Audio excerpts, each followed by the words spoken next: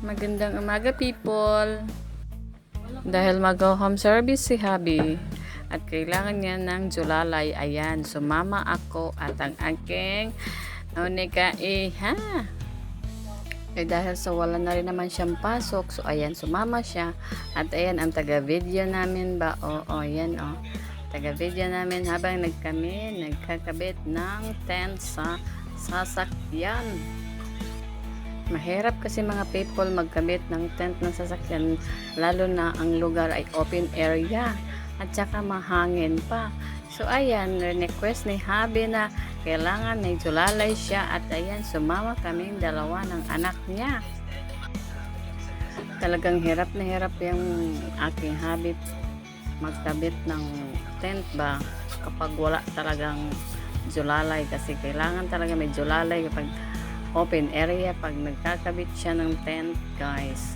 So ayan na nga, tinutulungan ko na nga yan siya dyan kasi nga mahangin ang lugar na yan.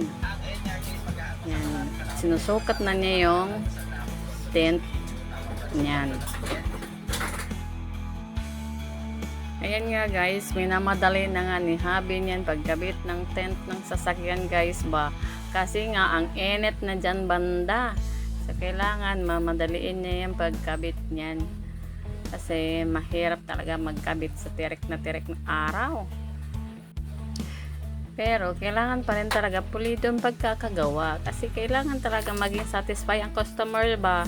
Oo, ganun talaga pag nagkabit kayo. Siyempre, kailangan satisfy ang customer. So, ayan na nga. Asan siya? Diyan siya sa loob ng sasakyan. So alam niyo guys, kailangan talaga yung tent guys sa sa kotse, kasi nga yan din nagpo-protect ng init, guys. Lalo pag tirik ang araw at nasa biyahe ka. At kung wala kang tent, nako, oh my god, talaga mainit talaga sa loob ng kotse kahit may aircon ka pa. So kailangan yan talaga guys na magpakabit kayo ng tent. Yan ang benefits niyan kapag ikaw ay nagpakabit ng tent. At ang kagandahan pa guys kung bakit kailangan mo rin magpakabit ng tent ng sasakyan, kasi nga once na may mga gamit ka sa loob guys ba, yun at hindi rin makita-kita yung loob ng sasakyan, kumbaga ba, kasi nga madilim siya pag nasa loob.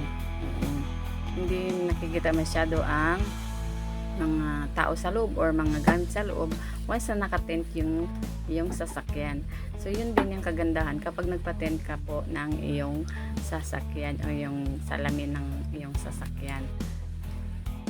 Bukod na po sa maproteksyonan ka sa init ng araw at ma-secure din yung sasakyan sa mga, alam mo, yung mga mainit sa mga mata ba, yun. Kapag may mga gamit ka sa loob, mainit yan sa mga mata ng mga guys, masasamang loob. So, kailangan talaga na may tent yung sasakyan mo.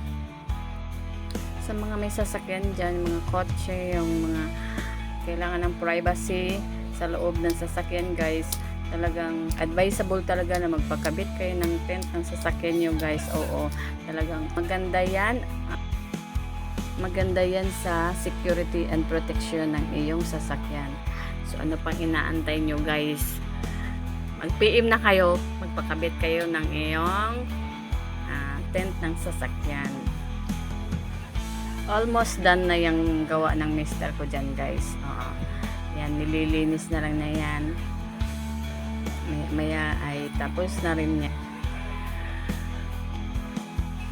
Mabusisi at masilan din ang pagkagawa ng tent ng sasakyan guys, kasi kailangan maging pulido ka sa pagkabit ng tent din guys.